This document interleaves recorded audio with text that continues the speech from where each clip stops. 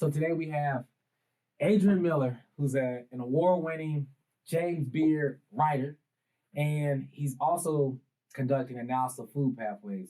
So for people who aren't familiar with your work and who you are, can you please give like a brief summary or like just an idea so people can connect to you? Sure. So first, I'm going to admit something that's going to lose me all street cred on the subject of soul food and barbecue, which I write about. I was born and raised in Denver, Colorado.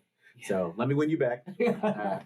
My mother's from Chattanooga, Tennessee. My dad's from Helena, Arkansas. So the African-American food was what I grew up eating, even in a place like Denver. So I'm a lawyer by training. I've done a lot in politics, but basically I got this interest in food. And it was after reading a book on the history of Southern food that the writer wrote that the tribute to African-American achievement in cookery has yet to be written. And that launched the journey. So essentially what I've done is a lot of research looking at primary sources, looking at the oral histories of the enslaved, cookbooks, newspaper articles, and then my own eating my way through the country to really inform this idea of, what is it about African-American food that we should celebrate? What do we need to work on? How have we influenced and shaped American food in general? And so a lot of my work is to look at our food, to celebrate it, but also to just celebrate the people, the African Americans who have done so much to contribute to our foodways. Thank you. So when we're looking at the food system and looking at the history and how it pertains specifically to people of the diaspora, and then we look at African Americans, we hear this term soul food. Yeah. Where did this term originate? What's the origin of this word? Right. So what you often hear is that soul food was coined in the 1960s, strong expressions of Black identity, Black power, Black is beautiful.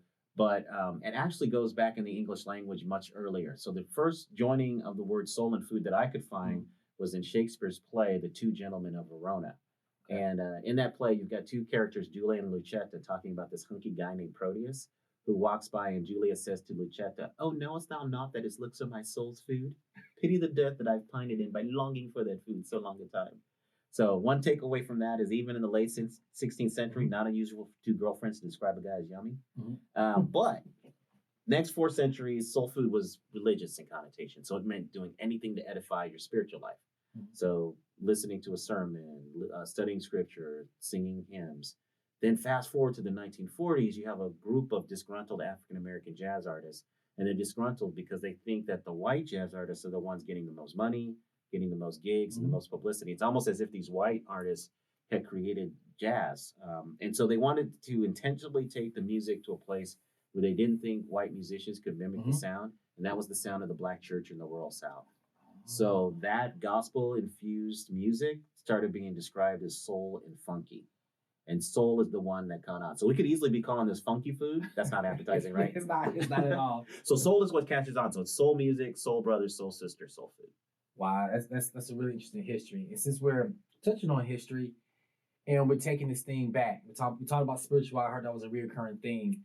And when we talk about the origins of ideas, what foods are indigenous to Africa that we might not be aware of that you've seen a lot during your study? Right. So a lot of African influence in soul food. So the foods that I would pick out would be okra, watermelon.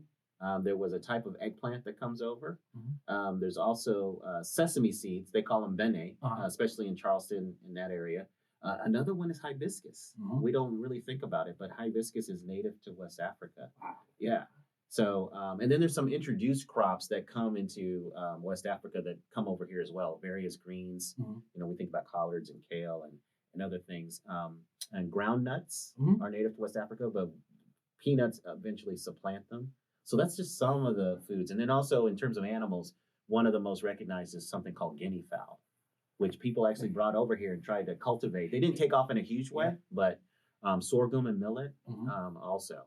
I could probably relate. We raised guinea fowl on the farm. Okay. And they're very interesting birds. I think the lifespan on them is about 17 years. They can fly. At night, they roost up in the top of the trees.